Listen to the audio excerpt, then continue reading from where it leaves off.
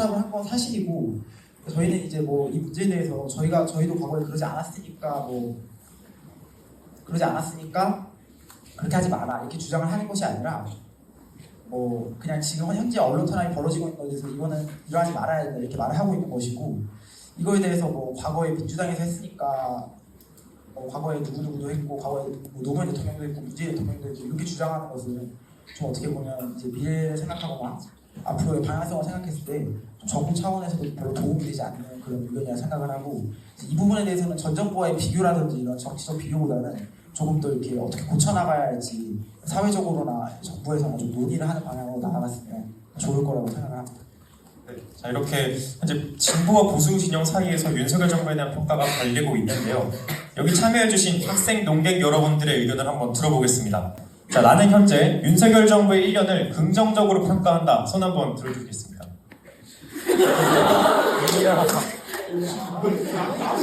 자, 그렇다면 나는 윤석열 정부의 지난 1년을 부정적으로 평가한다. 손 한번 들어주겠습니다. 감사합니다. 자, 그러면 여러분의 의견을 한 명씩 한번 들어보도록 하겠습니다. 앞서 윤석열 정부의 1년을 부정적으로 평가한다. 긍정적으로 평가한다. 긍정적으로 평가한다고 생각하시는 분 손 한번 다시 들어주시고 자신의 의견을 말씀하시고 있습니다.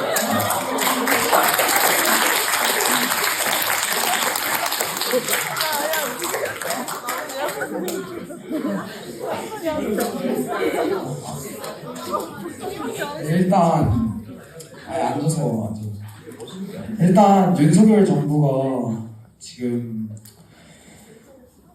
윤석열 정부가 솔직히 얘기해서 엄청 긍정적으로 평가하는 건 아닌데, 저는 전 정부에 비해서는 상당히 낫다고 생각합니다. 앞서 진보 독재들 분들께서 윤석열 정부의 외교가 좋지 않다, 부정 외교다, 오히려 더 안 좋은 쪽으로 흘러가고 있다 얘기하는데, 저희의 주적인 북한과 중국한테 시비해서 허울뿐인 평화를 주장하는 민주당 쪽에서 진보 쪽에서 주장하는 외교가 더 부정 외교가 아닌가 저는 생각하고, 그런 외교를 벗어나서 중국과 북한에서 벗어나서 오히려 지금 세계 중심을 할 수 있는 미국과 함께 가는 윤석열 정부의 방안이 저는 마음에 들었고, 그런 부분에서 윤석열 정부를 긍정적으로 평가했습니다.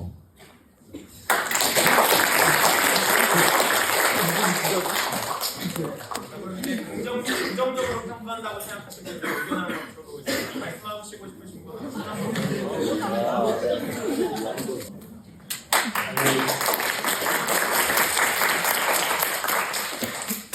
저는 보수층 논객 중에서 윤석열 정부의 외교에 대해서 전 정부와 비교했던 부분에 대해서 비판을 하고 싶습니다. 외교는 편을 갈라서 더 우세한 쪽을 따라가는 게임이 아니라 결국에는 자국의 이익을 위해서 할 수 있는 활동을 해나가는 일이고, 이를 위해서는 당시 세계 정세에 맞게 그리고 우리나라의 상황에 맞게 적절한 정책을 바꿔서 펼칠 수 있어야 하는 것입니다.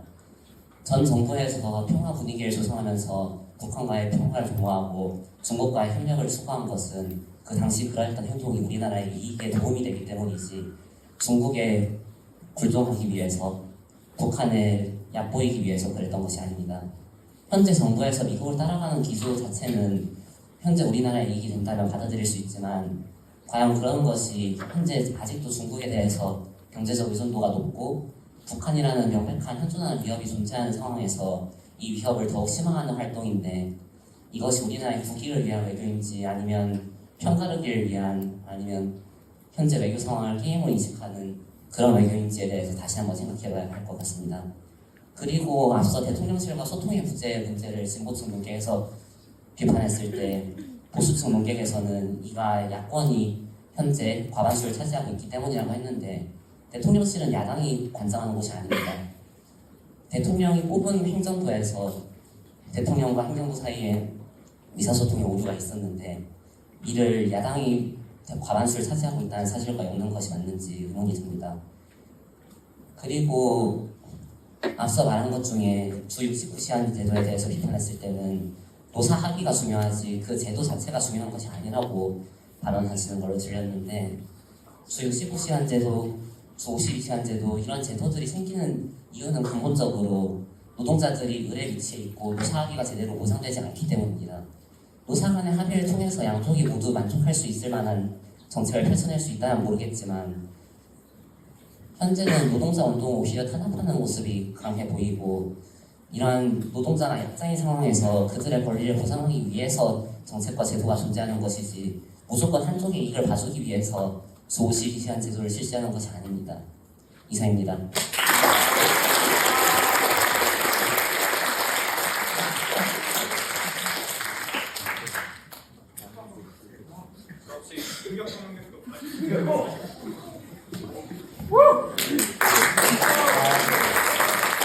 네, 안녕하세요. 저를 알고 계신 분들은 대부분 저를 보수로 알고 계실 텐데요. 예, 확실하게 일단 저는 확고히 말하지만 저는 보수가 맞고요.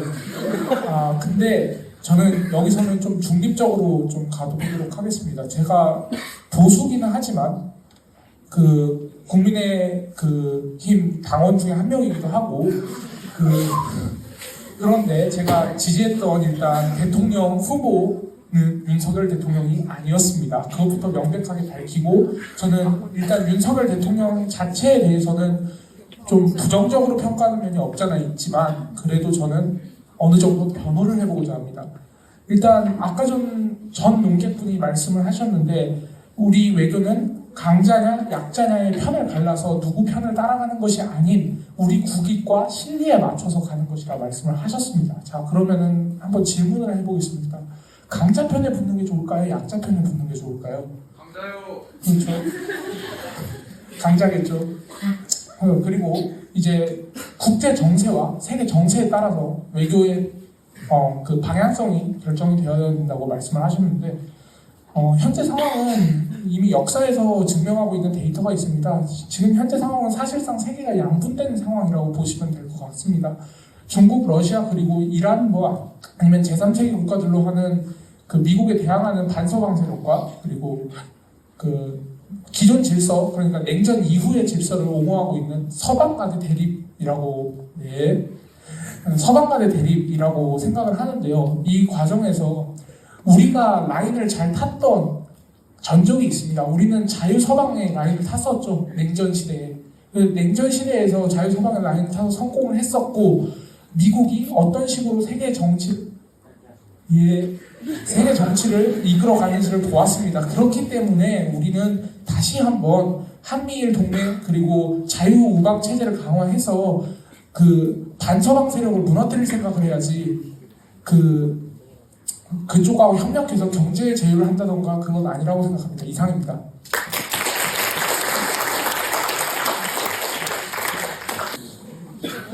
자, 정말 첨예한 대립이 이루어졌는데요. 자, 진보 보수 팀에서 정말 각각 짧게 한마디씩 윤석열 정부가 이거 하나만큼은 잘하고 있다. 아니면 이거 하나만큼 정말 잘못되었다. 딱 한 가지씩 짧게 한 말씀 해주시면 감사하겠습니다.